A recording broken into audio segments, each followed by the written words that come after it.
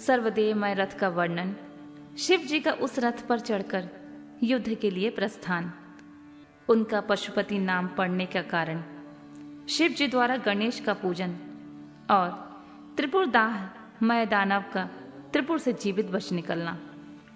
व्यास जी ने कहा, शैल प्रवर सनत कुमार जी, आपकी बुद्धि बड़ी उत्तम है। आप सर्वज्ञ हैं तात।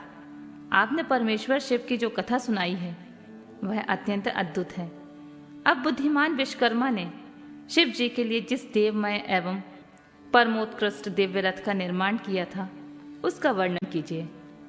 सूत जी कहते हैं, मुनि, व्यास जी की यह बात सुनकर मुनीश्वर सनत कुमार शिव जी के चरण कमलों का स्मरण करके बोले, महाबुद्धिमान मुनिवर व्यास जी, मैं शिव जी के पाद्य पद्यों का स्मरण करके अपनी बुद्धि के अनुसार रथ के निर्माण की कथा का वर्णन करता हूँ। सुनो।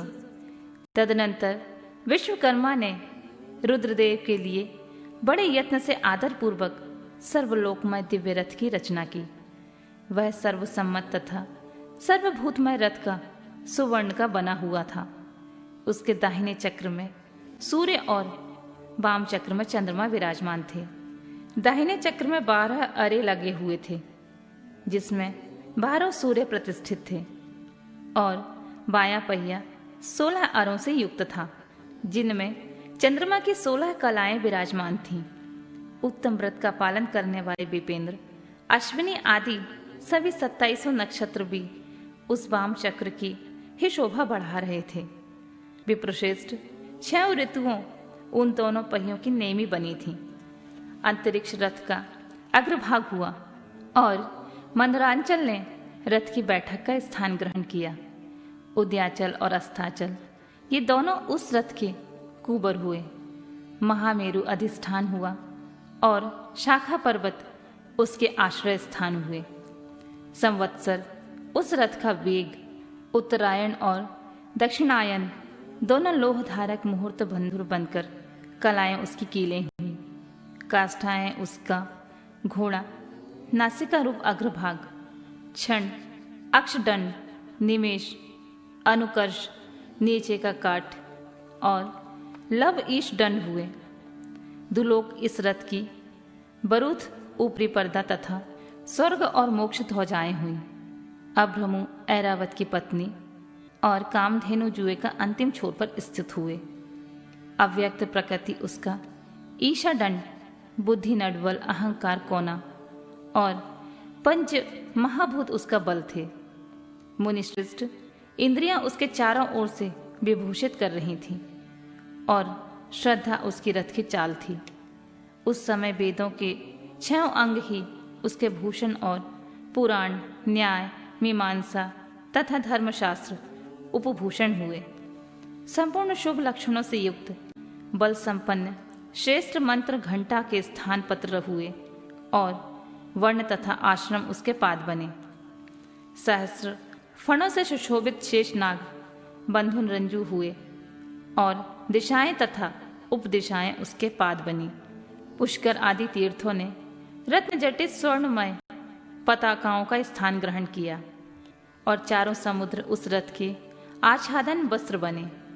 गंगा आदि सभी श्रेष्ठ सरिताओं ने सुंदर स्त्रियों का रूप धारण किया और समस्त आभूषणों से विभूषित हो हाथ में चंवल ले यत्र तत्र स्थित होकर वे रथ की शोभा बढ़ाने लगी। आभा आदि 7 वायुओं ने स्वर्णमय उत्तम सोपान का काम संभाला। लोकालोक पर्वत उसके चारों ओर का उपसोपान और मानस आदि सरोवर उसके सुंदर बाहरी विषम स्थान हुए। सारे वर्षाचल उसके चारों ओर के पाश बने और नीचे के लोकों के निवासी उस रथ का तल का भाग हुए। देवादिदेव भगवान ब्रह्मा लगाम पकड़ने वाले सारथी हुए और ब्रह्मा देवत ओमकार उन ब्रह्मदेव का चाबुक हुआ। आकार ने विशाल छत्र का रूप धारण किया। मंदराचल पार्श्व भाग का दंड हुआ। शैलराज हिमालय धनुष और स्वयं नागराज शेष उसकी प्रत्यपंजा बने। श्रुति रूपनी सरस्वती देवी उस धनुष की घंटा हुई और महातेजस्वी विष्णु बाण तथा अग्नि उस बाण की नोक बने। मुने, चारों वेद उस रथ में जुतने वाले 4 घोड़े कहे गए हैं। इसके बाद शेष बची हुई ज्योतियां तथा अश्वों की आभूषण हुई। विष से उत्पन्न हुई वस्तुओं ने सेना का रूप धारण किया। वायु बाजा बजाने वाले और व्यास आदि मुख्य मुख्य ऋषि वाहवाहक हुए।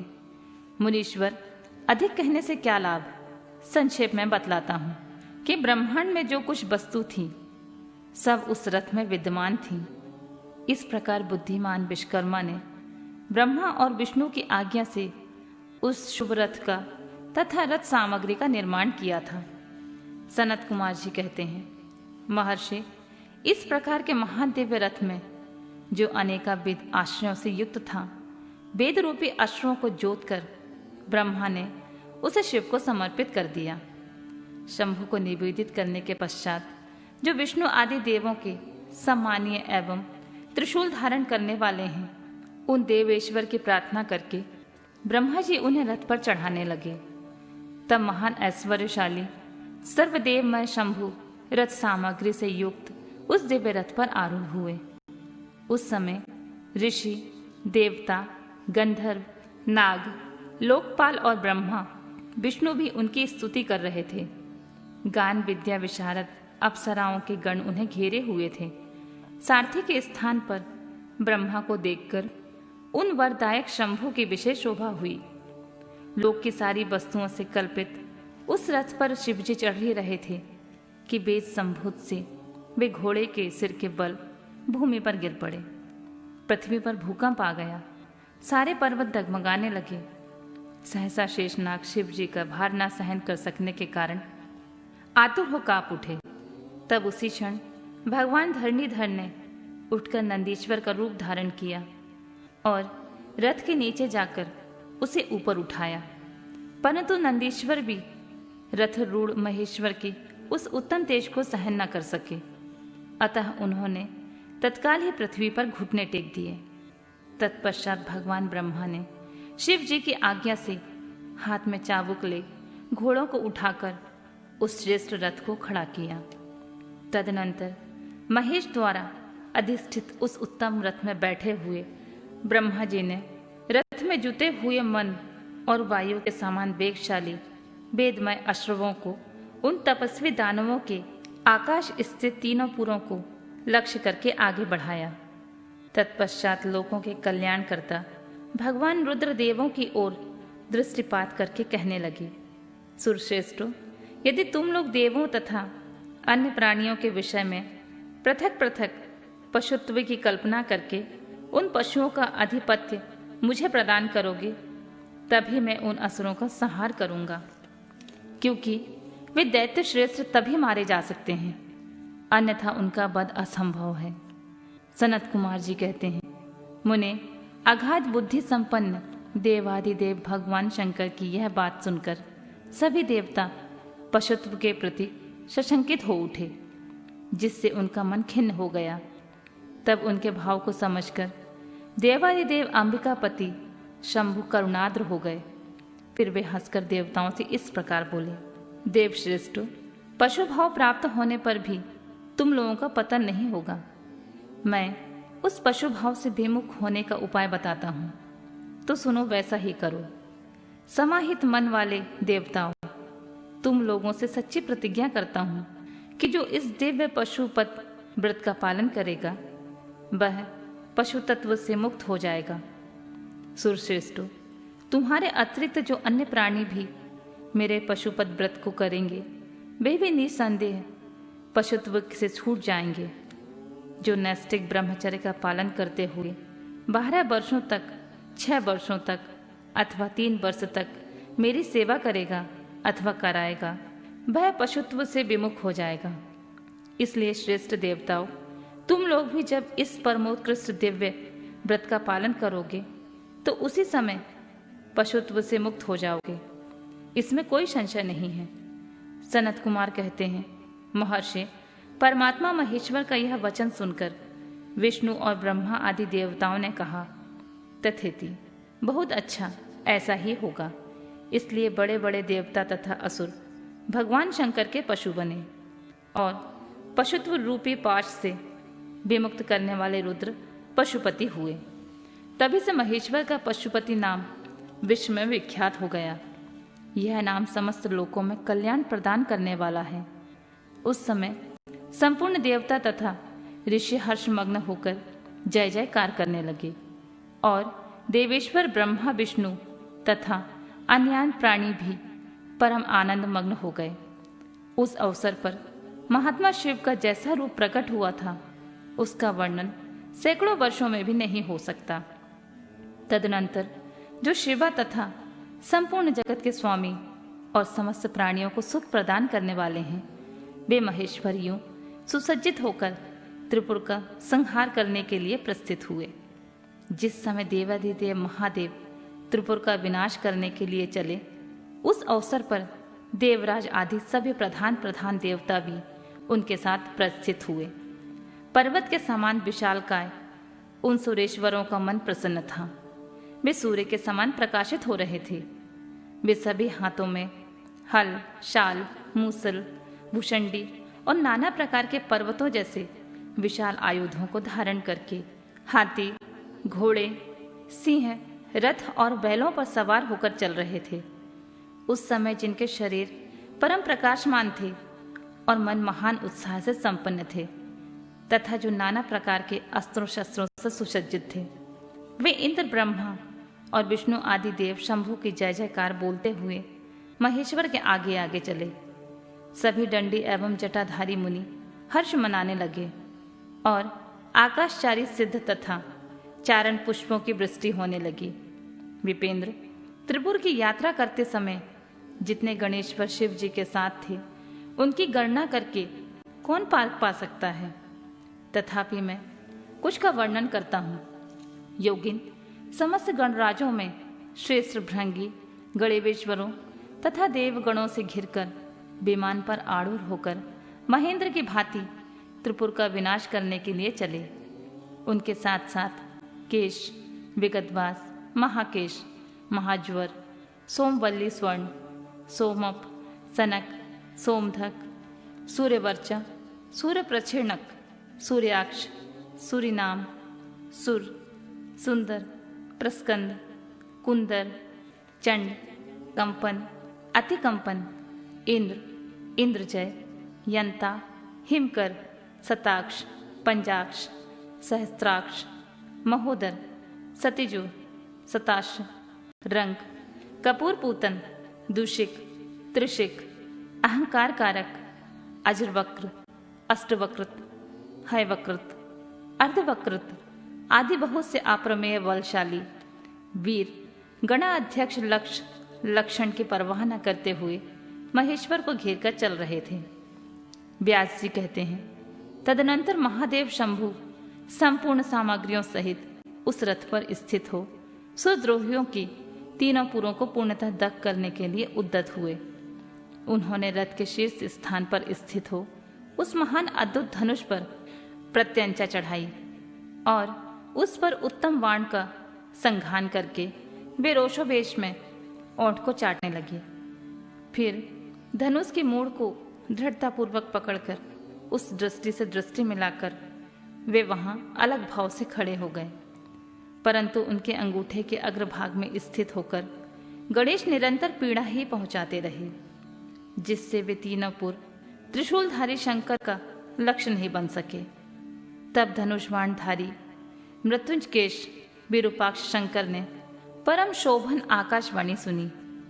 उस व्योमवाणी ने कहा, ऐश्वर्यशाली जगदीश्वर, जब तक आप इन गणेश की अर्चना नहीं कर लेंगे तब तक इन तीनों पुरों का संहार नहीं कर सकेंगे।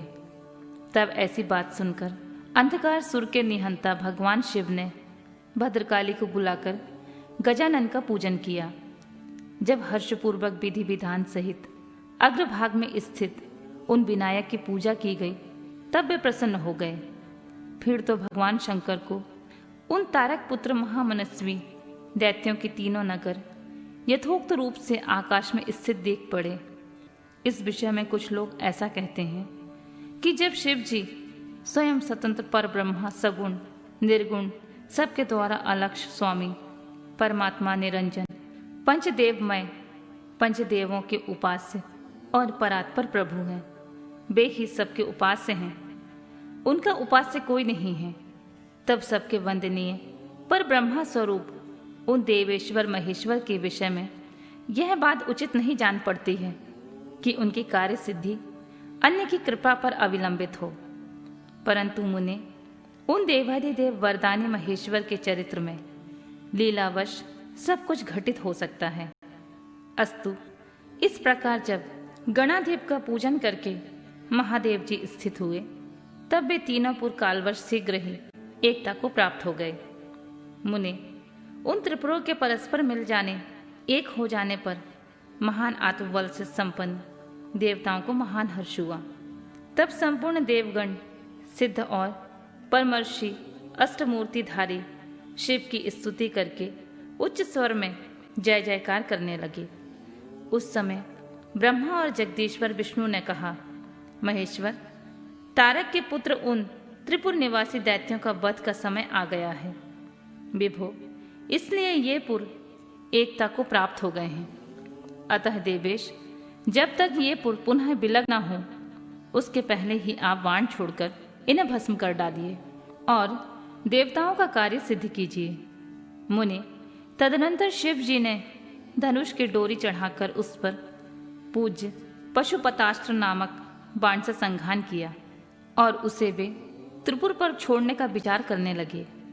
शंकर जी ने जिस समय अपने अद्भुत धनुष को खींचा, उस समय अभिजीत मुहूर्त चल रहा था। उन्होंने धनुष की टंकार तथा दुसहर सिंहनाद करके अपना नाम घोषित किया और उन महासुरों को ललकार कर करोड़ों सूर्यों के समान प्रकाशमान उस भीषण बाण को उन पर छोड़ दिया।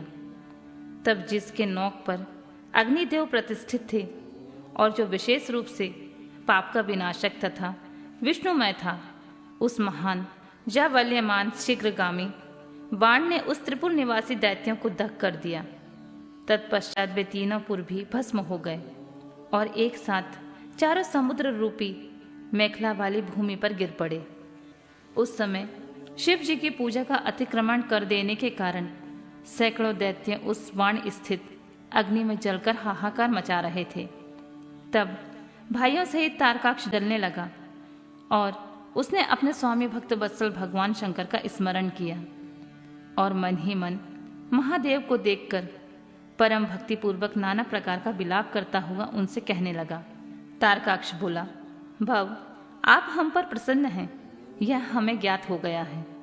इस सत्य के प्रभाव से आप फिर कब भाइयों सहित हमें दग्ध करेंगे?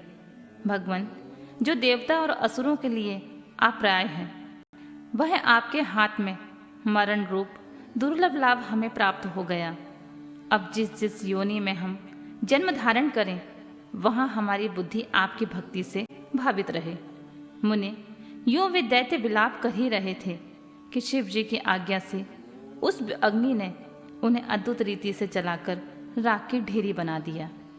व्यास जी और जो भी बालक और वृद्ध दानव थे, वे शिवा आज्ञा अनुसार उस अग्नि द्वारा शीघ्र ही जलकर भस्म हो गए। यहां तक कि उन त्रिपुरों में जितनी स्त्रियां और पुरुष थे, वे सब के सब उस अग्नि में उसी प्रकार दग्ध हो गए जैसे कल्पांतर में जगत भस्म हो जाता है। उस समय उस भीषण अग्नि से कोई भी स्थावर जंगम बिना जले नहीं बचा, किंतु असुरों का विश्वकर्मा अविनाशीमय बच गया, क्योंकि वह देवों का अविरोधी शंभु के तेज से सुरक्षित था। विपत्ति के अवसर पर भी वह महेश्वर का शरणागत बना रहता था।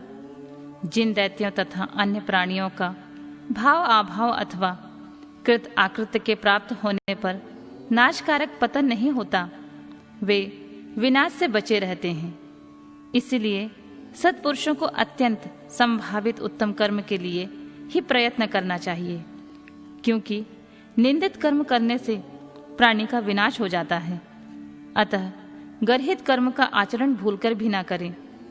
उस समय जो भी दैत्य बंधु बांधवों सहित शिव जी की पूजा में तत्पर थे, वे सब के सब शिव पूजा के प्रभाव से गणों के अधिपति हो गए थे।